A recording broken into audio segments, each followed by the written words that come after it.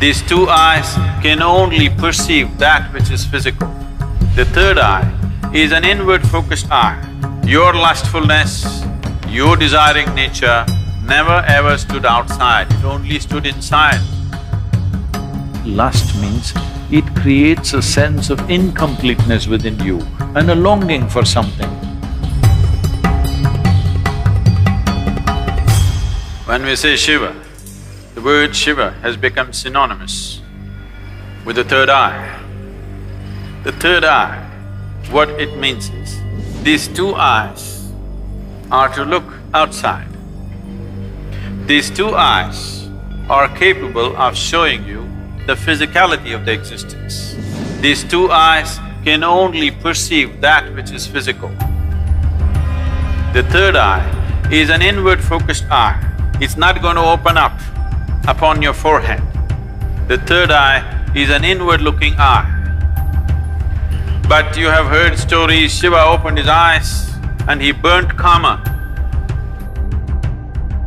In India, there is a god of love and lust called Kama. Kama means lust, which you don't like to face it head-on, so you make it love.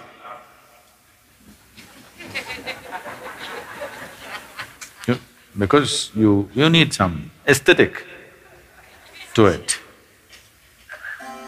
So, he hides behind a tree and shoots an arrow at Shiva's heart.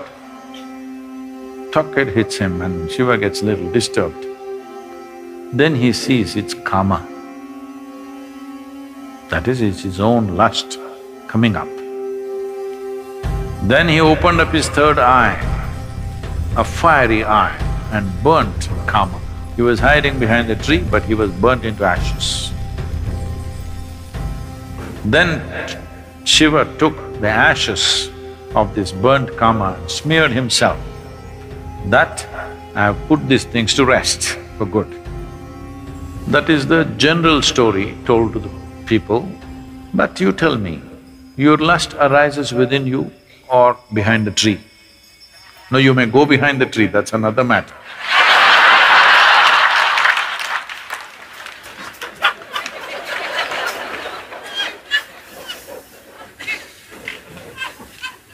But where does it arise? Within you.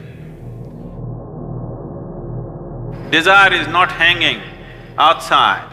It is not because a beautiful woman or a beautiful man is sitting there, your desire comes. Because the desire, the Kama is within you. So he opened his third eye and burned the Kama within himself, not the one who is standing outside. Because he never ever stood outside. Please look at this and see. Your lustfulness, your desiring nature never ever stood outside, it only stood inside. So he opened his third eye, not this way, inward. Then he saw this lustfulness, which essentially means that some aspects are built into you which makes you feel incomplete. So you think you will find completion only by going towards something or somebody. Lust is not just about opposite sex. Shopping is lust. Because you have to go towards something, only then life will be complete. Every desire is lust, because without that I cannot exist. I want that, because only when I have that, this will be complete.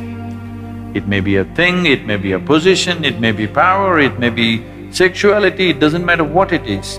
Essentially, lust means it creates a sense of incompleteness within you and a longing for something that it makes you feel if you don't have that, you are not complete.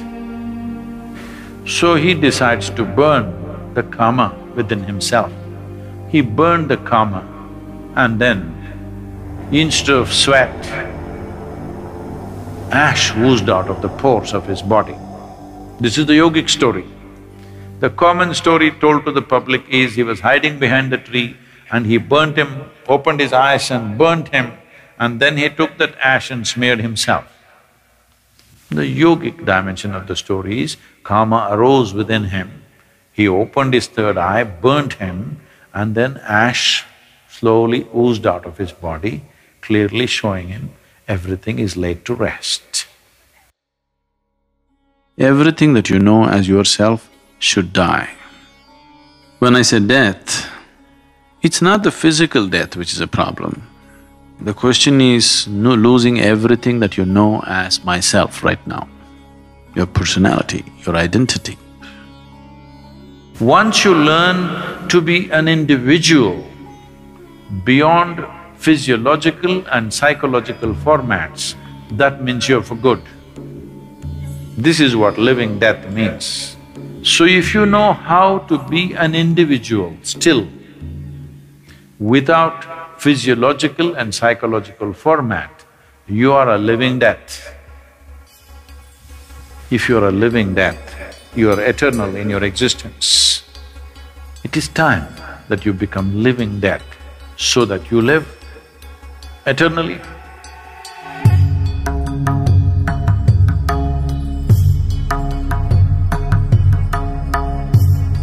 But there's a certain dimension of consciousness which can go beyond time.